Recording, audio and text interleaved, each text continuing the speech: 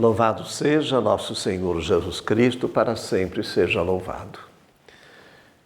Nós retomamos, irmãos e irmãs, o tempo comum, depois de celebrar a festa de Nossa Senhora da Glória, a Assunção de Maria, lendo o trecho final do discurso eucarístico de Jesus, presente no Evangelho de São João. Durante alguns domingos, nós deixamos de ler o Evangelho de São Marcos para ler o João capítulo 6. É só recordando. Esse capítulo narra a multiplicação dos pães e dos peixes e depois tem um discurso eucarístico de Jesus, né?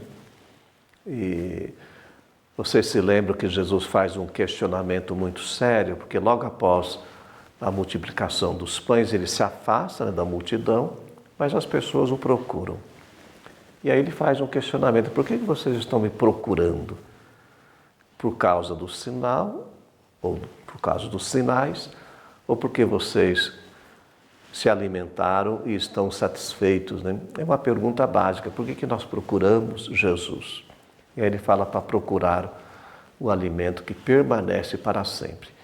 E continua com a sua catequese, né? Se apresentando como o pão da vida e falando da importância de comermos desse pão, dessa carne, que é o próprio Cristo, que a gente é alimentar da vida de Deus, do seu Evangelho, e que não é, claro, um compromisso tão fácil assim. Por isso, no meio aí do caminho, ou dessa catequese de Jesus, muitos começaram a achar que era muito difícil seguir esse caminho, essa proposta, ou acolher essa proposta que Jesus estava apresentando, e acabaram deixando, né, Jesus.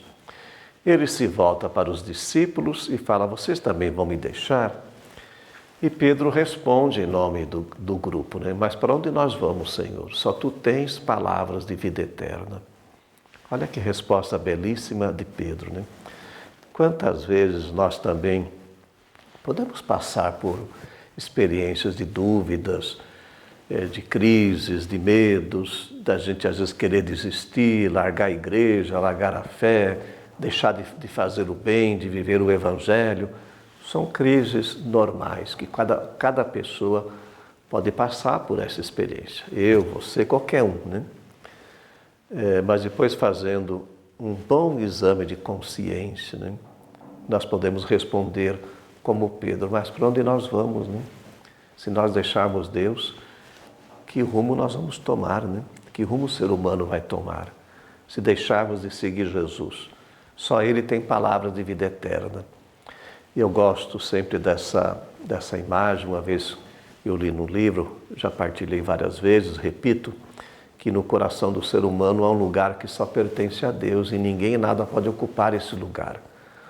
Mas muitas vezes o ser humano, ele quer colocar nesse lugar as coisas, o poder, a fama, né, o prestígio, mas não foram essas coisas que nós perdemos, e não é isso que de fato preenche a vida. O que nós perdemos às vezes é essa amizade profunda com Deus, que nós devemos sempre buscar na sua palavra e na Eucaristia, para preencher esse lugar que só pertence a Ele. Vocês se lembram, nós vamos ler na liturgia, quando Josué se coloca diante do povo e diante daquelas dificuldades, ou às vezes perturbações, ou crises, ou medos, ou dúvidas. Ele disse assim: bom, eu e a minha família vamos servir ao Senhor, né? E vocês? E o povo fala: nós também vamos fazer isso, nós vamos servir ao Senhor. Então nós devemos buscar essa força em Deus e dizer como Pedro: só tu tens palavras de vida eterna, e dizer: nós também queremos servir ao Senhor. E por falar em servir ao Senhor, na carta aos Efésios que nós estamos lendo, tem um capítulo, é o capítulo 5, tem um código de vida familiar, né? São textos mais dirigidos para os casais, para as famílias, como viver a vida familiar. E Paulo, ele usa uma imagem do Cristo cabeça, do corpo igreja. Ele fala: Cristo é a cabeça da igreja, a cabeça desse corpo, e nós somos os membros. É uma imagem que depois ele se volta para os casais, para o marido, e fala que o marido é a cabeça da esposa. Mas a cabeça não é para mandar, né? cabeça é para orientar, para dirigir, para coordenar.